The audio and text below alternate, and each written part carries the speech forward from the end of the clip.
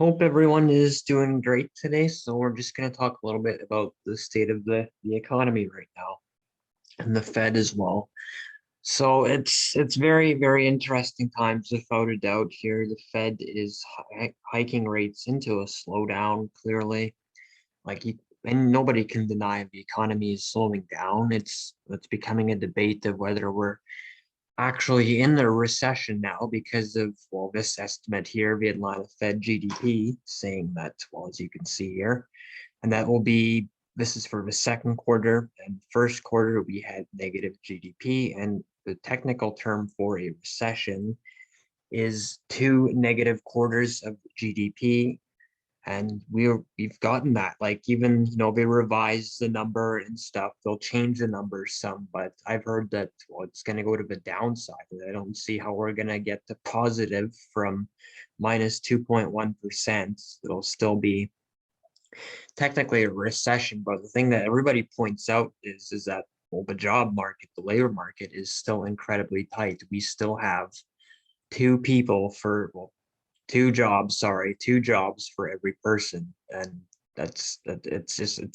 we have record low unemployment. It's fascinating. It's going to make for very interesting times ahead. Obviously, you've seen the tech companies cut back on hiring a lot, and as well as just some of them are even firing employees. Like Tesla, they let go of about 10% of some part of their workforce, and you see little blips of it in the tech world, but other than that, you don't really hear much else outside of tech, to be honest. So it's gonna be fascinating to see what happens with the labor market.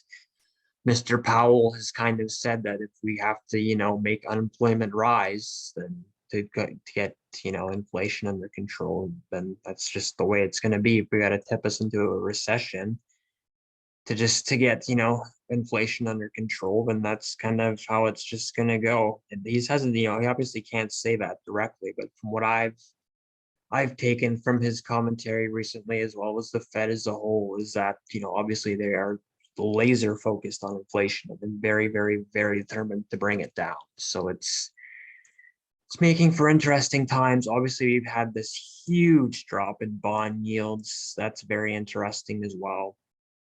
Big drop in the yields.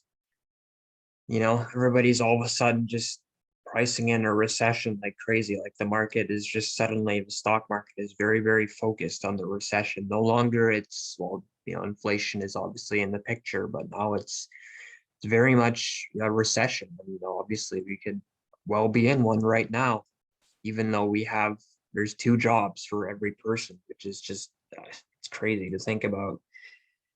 We're in very unprecedented times. Obviously, we cut interest rates to zero for 2 years. I made a video about it, how mad I am about 2021 specifically, and keeping interest rates at zero in 2021.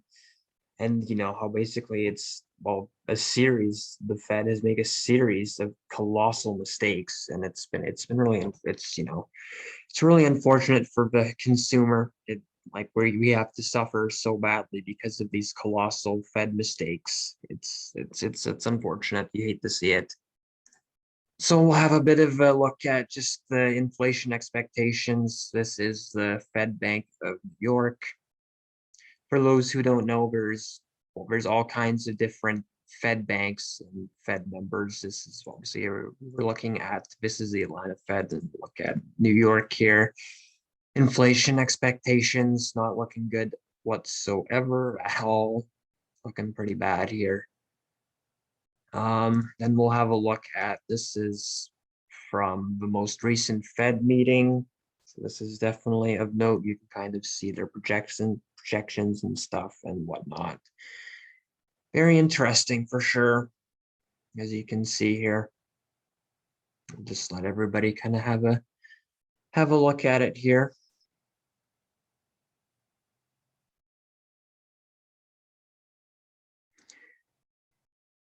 Obviously, a lot of change for sure,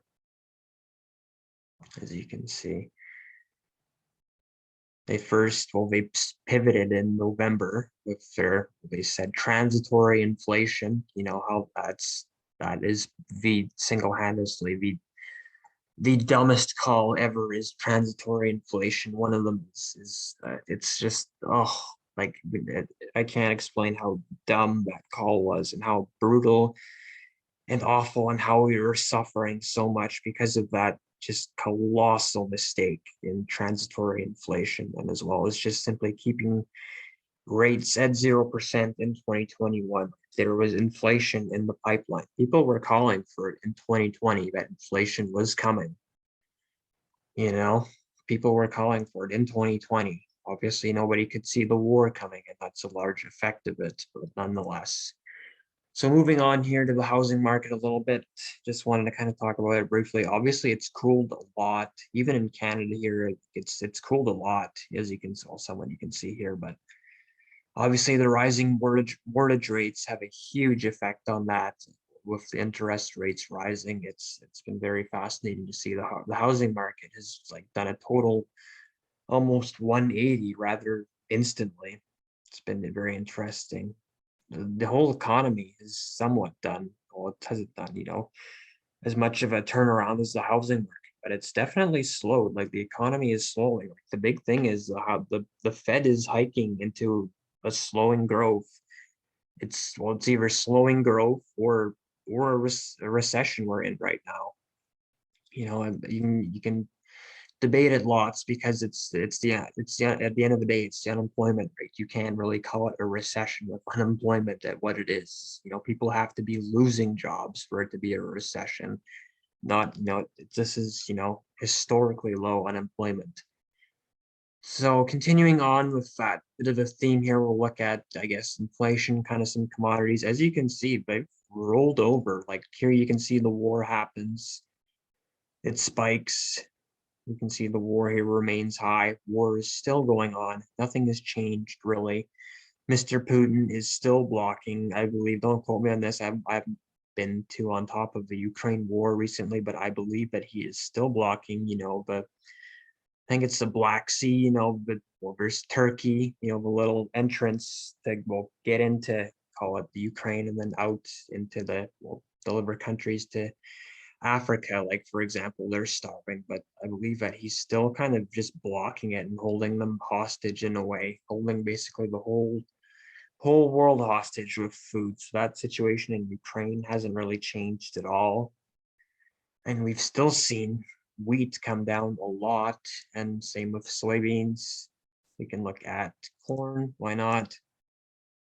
No, corn isn't, exactly. Well, even it's come down a lot, interestingly. Then we'll look at, obviously, oil has come down a lot too, from about 125, 120 to $100. But the deal is that oil is very different. I've spoken about it lots. Oil is very different than food. I mean, it's still extremely high. Like it's at $100. It's it seems like it's come down a lot, but it is still very high. I've talked about it lots before, so have a little peek at the economic data coming up here. Definitely some big economic data coming up tomorrow because I'm recording this Tuesday night. So have a little bit of a look here at the economic data, and then even next week as well, we can have a little peek at it. Very important stuff coming up, and we also have earnings, or somewhat coming up. Interesting, the banks in the US are coming up like real quick here in about a week or two. I believe that they're coming out with earnings, I heard today, which was almost forgot about it. It's kind of crazy to think that we're already going to be getting second quarter earnings. Time really does fly, especially in this bear market. Good God.